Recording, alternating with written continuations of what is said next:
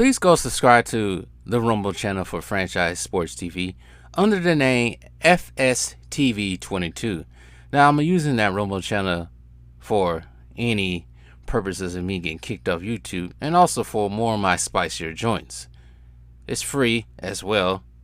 I have the freedom to say whatever I want to say as well. So go subscribe to FSTV22. That is Franchise Sports TV 22 on Rumble.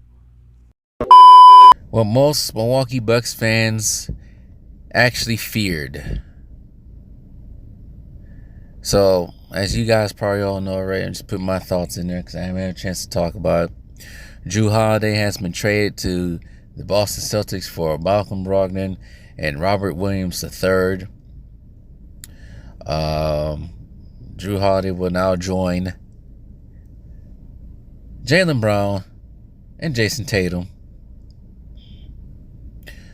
So it creates a different dynamic in the East now. Most people are probably predicting the Milwaukee Bucks and the Boston Celtics to meet in the Eastern Conference Finals at one point in time, or semifinals. Who knows? It seems like it's a good trade for the Boston Celtics because now, since they lost Marcus Smart, they need somebody to replace Marcus Smart. But here's the problem with the Boston Celtics that some people seem to forgetting. Because I talked with my own pops, and he thinks the Boston Celtics are better than the Bucks now, even with Dame Lillard on there. But I might have to push back on that because you got to think about the personnel deep down. So at the center position, Kristaps Porzingis has always been injured. He's been an injury-prone player ever since he was drafted in the league. Was it 2014 and 15? I forgot which year it was. To your New York Knicks. Towards ACL. I remember that was the big injury. Goes to Dallas. He's hurt for most of his time in Dallas. I think last year was probably one of his better seasons. But I don't think he played no 82 games that season. And now he's on the Boston Celtics. I don't think he's pushing 30, but he's getting up there in age, closer to 30 than 25. Injury prone for Kristaps Porzingis. Al Horford. This ain't Al Horford from 2, 3, 4 years ago. This is what is he, born in 85? 38-year-old Al Horford going on 39 into next season, late next season maybe. I don't know where his birthday's at. He's 39, 38, 39. There's only so much you can do with this wear and tear on those legs, especially with him, or these long, drawn-out Eastern Conference Finals trips for both the Atlanta Hawks and the Boston Celtics. Jason Tatum. Jason Tatum's in the Eastern Conference Finals last year was terrible, abysmal. I ain't blaming that ankle either. We ain't gonna blame that ankle, sprained ankle he had. Nope, we ain't blaming it on that because he was terrible before that. Jaylen Brown, I can't dribble, $300 man. I date older IG models that are 43 years old.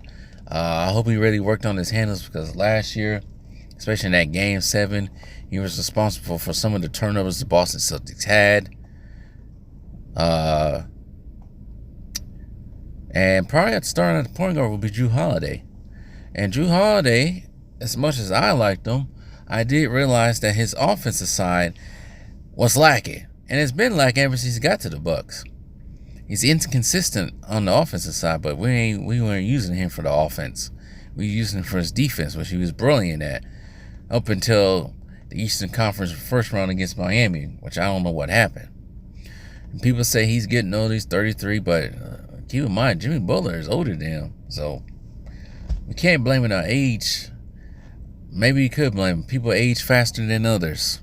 So, and then you got Derek White still, forehead White. Still got him. And no more Malcolm Brogdon. Marcus Smart is gone. No more Robert Williams III.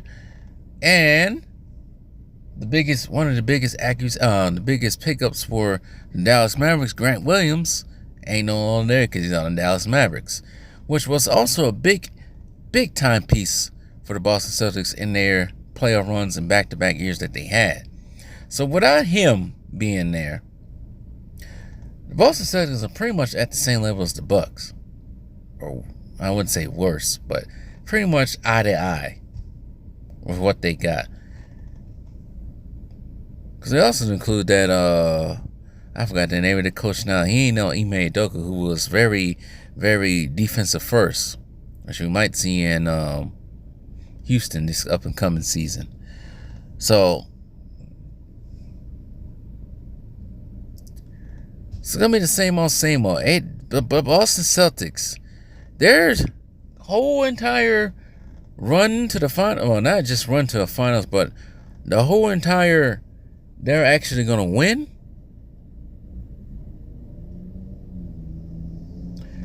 It all relies on their two superstars. And their two superstars, especially this past season, have dropped the ball. Literally. Jaylen Brown. So it all relies on them two. They're only going to go far as those two can carry them. But here's the thing. If I was Malcolm Brogdon, knowing how much the Boston Celtics pissed me off this offseason by trying to trade me to the Los Angeles Clippers, and then the trade got rescinded because Brogdon failed the physical, knowing that my name has been in trade rumors, and then I finally got traded to the Portland Trailblazers, a team probably I really don't want to be at because they're in a rebuilding stage. You know, this Portland Trailblazers team actually has some decent pieces with now DeAndre Ayton, one of Horace Grant's, the Grant kids. I can't think of his name right now off the top of my head, but one of the Grant kids from the Horace Grant, and I forgot his brother's name. Is it Horace Grant? I forgot the other one's name. But, I think that's his nephew. Jeremy Grant. Yes, with Jeremy Grant, Scoot Henderson, Simons, I should say, not Simmons, Simons, Anthony Simons. They can be legit, actually.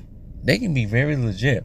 Well, let's see if Malcolm Brogdon stays. But if I was Malcolm Brogdon, I would ask for a release, a buyout, and I would take my ass back to Milwaukee just to get revenge on the Boston Celtics and finish what I started if I was Malcolm Brogdon. But that's wishful thinking because he's at 31. He's going to be 31 this year towards the end of the season, beginning of the season.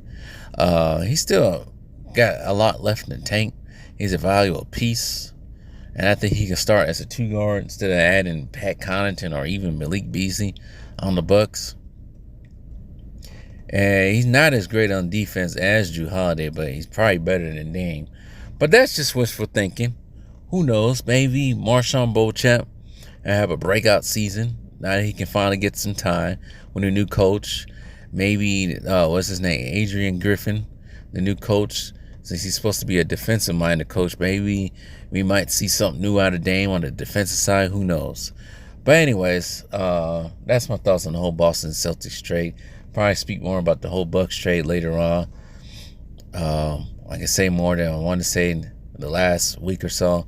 But anyways, tell me what you guys think.